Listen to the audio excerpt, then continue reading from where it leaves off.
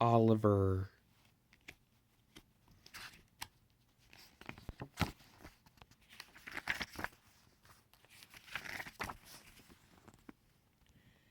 This is a story about Oliver the Great Western Engine. His owner didn't want him anymore, and he was going to be turned into scrap until someone came to the rescue.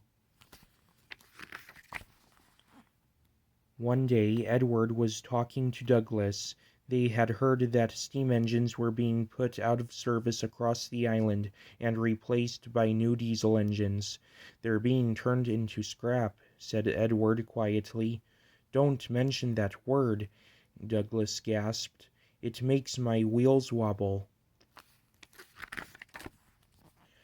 "I agree," replied Edward, "but the Fat Controller says he will make sure there are always steam engines on his railway."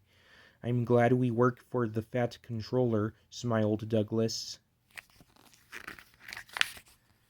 That night Douglas was still working. He had taken the midnight goods train to a station at a faraway part of the island where only the diesels worked. He was just shunting ready for his return journey when he heard a faint hiss. "That sounds like a steam engine," he thought in surprise. The hiss came again. "Who's there?" asked Douglas. "I'm Oliver," whispered a voice. "Are you one of the Fat Controller's engines?" "Aye, and proud of it," replied Douglas. "Thank goodness," said the voice. In the darkness, Douglas could just make out a little Western engine. "This is my coach Isabel and brake van Toad," said the engine. "We've run out of coal and I have no more steam." "But what are you doing here?" asked Douglas. "Escaping from the scrapyard," replied Oliver, trembling. Douglas shivered. "I'll be glad to help you," he said. "We'll make it look as though you're ready for scrap and I'm taking you away."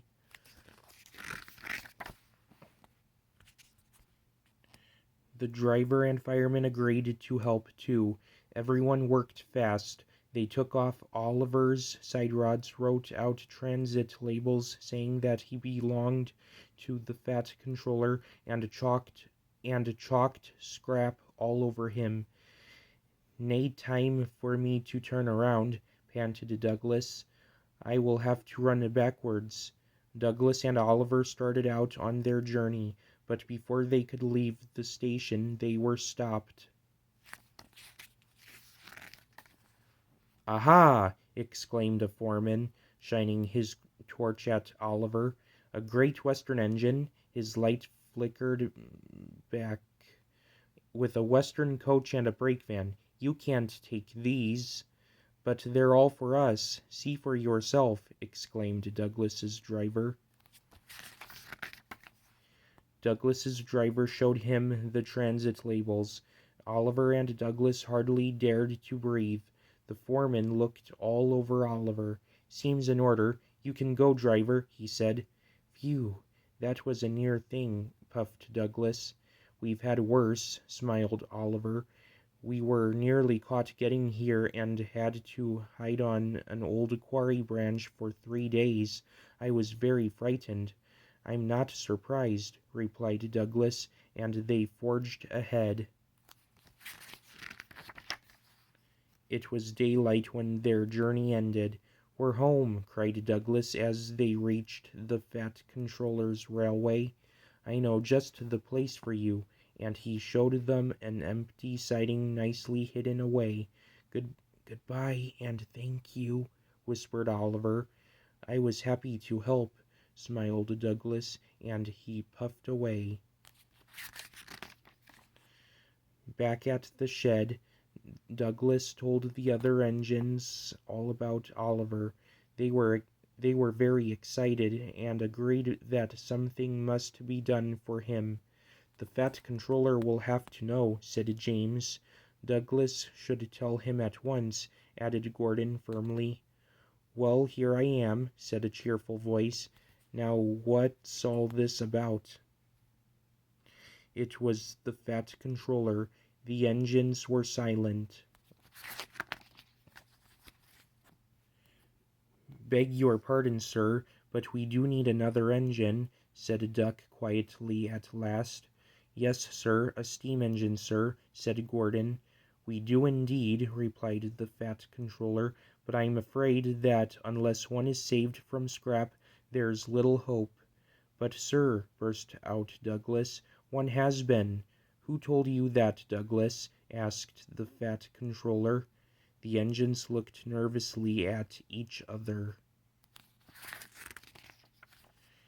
"Sir, I saved him," muttered Douglas. "You saved a steam engine!" exclaimed the Fat Controller. "I want to hear everything." So Douglas told him all about how he had rescued Oliver, Isabel, and Toad from the scrapyard. When he had finished, the Fat Controller smiled. "I'm proud of you, Douglas," he said. "Oliver, Isabel, and Toad are just what we need for Duck's branch line." "Thank you, sir," replied Douglas, and all the engines cheered.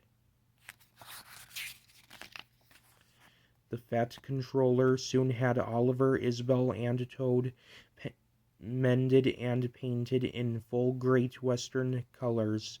They are very happy on Duck's branch line.